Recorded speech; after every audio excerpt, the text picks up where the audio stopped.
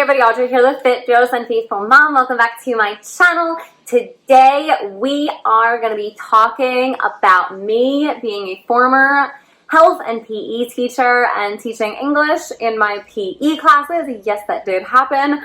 And what I actually learned being a PE teacher and how it has helped me to be a homeschool mom. So let's get going. Okay, so yes, I am a former teacher. No, you do not have to be a teacher in order to be a homeschool mom. Did it help me? Yeah, it did.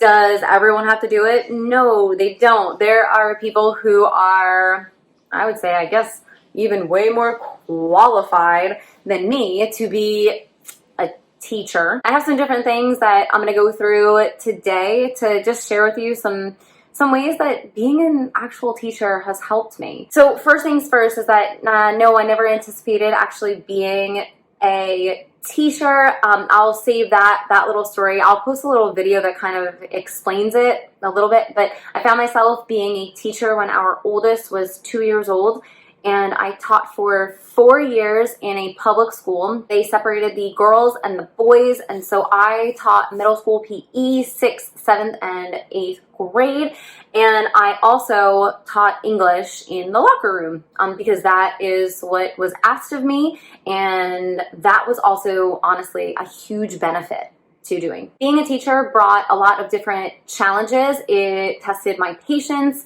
with not only students, but with myself as well, because it was a whole new ballgame.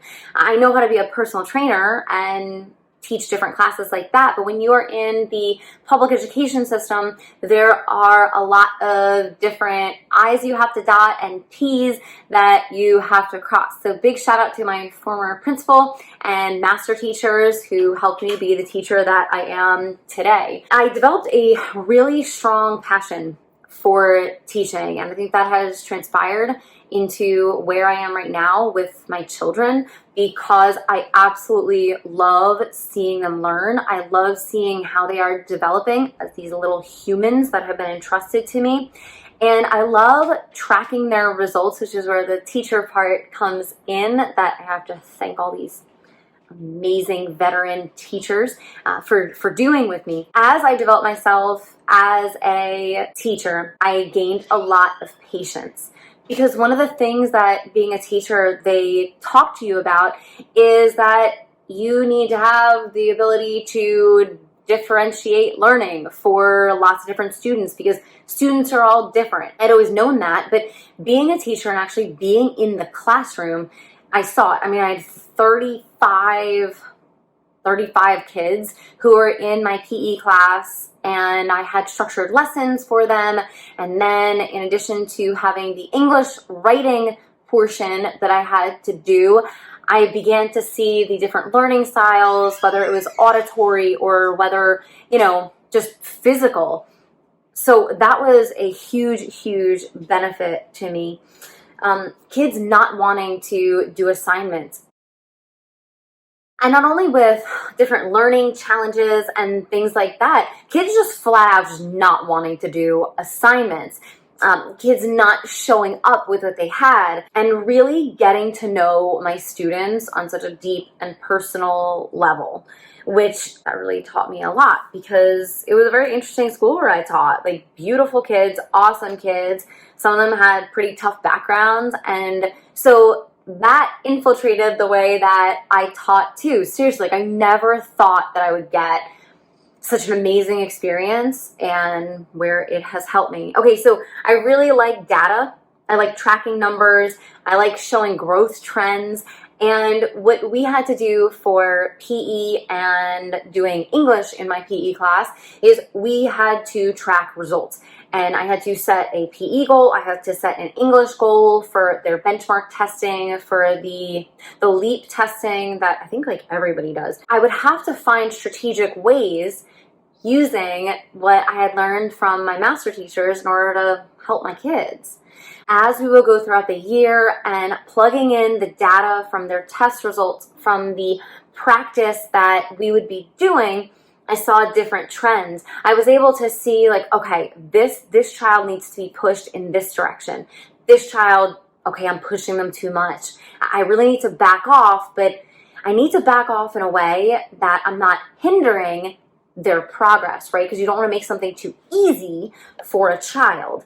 You want to help them grow. The weekly and monthly meetings that we had to refine our teaching style also helped in my lesson planning. So where I saw a child grow and or have, difficulties with an assignment, how am I going to tweak my lesson plan for the future? When it came to running, how can I help my child the best way possible? If I gave them a writing prompt and it really was not helpful to them in the sense that they were having problems dissecting that little writing prompt, how can I help them the best way possible? How do I, as a teacher, not just say, we'll just do it?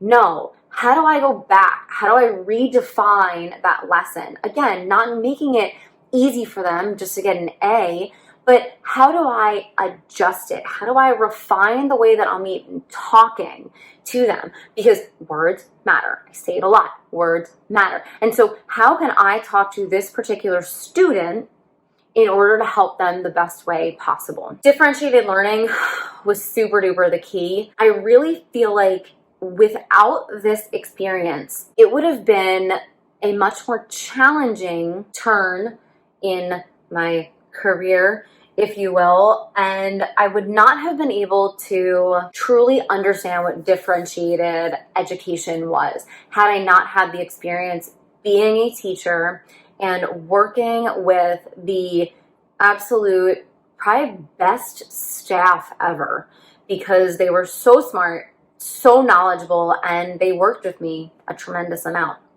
The last thing that I want to point out is that the last little thing, oh my goodness, roll with the days, roll with the punches. So I remember this one time I had this phenomenal, really great physical education lesson. And I was going to top it off with a writing prompt because my last year of teaching, I had 90 minutes with each class. That is a long time. Was it 90 minutes? Yes. It was 90 minute blocks for PE. That is a long time. 90, 80. It was way over an hour. In any case, so I had this great lesson plan. And then it was, hey, we need all the kids and we're going to switch them out of your class. But I needed my entire class together, but some were being sent over here and others were being sent over here. And I was so bummed that day because, great writing prompt. And I had I was on fire. And then it was rug, nope.